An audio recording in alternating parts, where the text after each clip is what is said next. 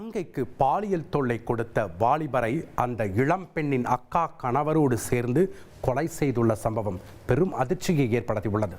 காதல் மயக்கத்தில் அந்த இளம்பெண்ணின் கழுத்தை கடித்ததுதான் நடந்த கொலைக்கு காரணமா? கடலூர் பாதரிக்குப்பம் அருகே உள்ள சுந்தரமூர்த்தி நகர் அன்று வழக்கத்திற்கு மாறாக பரபரப்பாக காட்சியளித்தது.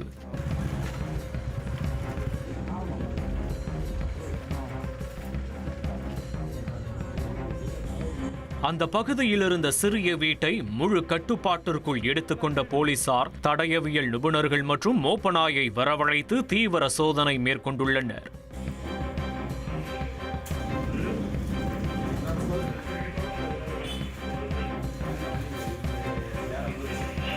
இங்கு நடந்திருப்பது ஒரு படுபயங்கர கொலை. வீட்டின் ஹாலில் வாலிபர் ஒருவர் இரத்த வெள்ளத்தில் பிணமாக இறந்து கிடந்துள்ளார்.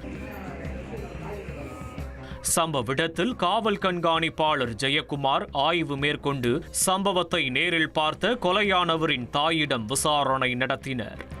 நடந்த கொலைக்கான காரணம் என்ன, கொலையாளிகள் யார் என போலீசார் விசாரணை மேற்கொண்டிருந்த போதே இளம்பெண் ஒருவர் திருப்பாதிரிப்புலியூர் காவல் நிலையத்தில் கொலை குற்றத்தை ஒப்புக்கொண்டு சரணடைந்துள்ளார்.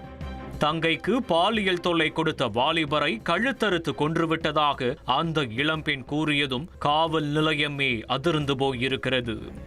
சரணடைந்த குற்றவாளியின் பெயர் கவிப்பிரியா, 25 வயதாகிறது. சுந்தரமூர்த்தி நகரில் காதல் கணவர் முத்துக்கைமாரியோடு சந்தோஷமாக வாழ்ந்து வந்துள்ளார். கவிப்பிரியாவின் வீட்டில் அவரின் உடன் பிறந்த ஒரு தங்கையும் வசித்து வந்துள்ளார்.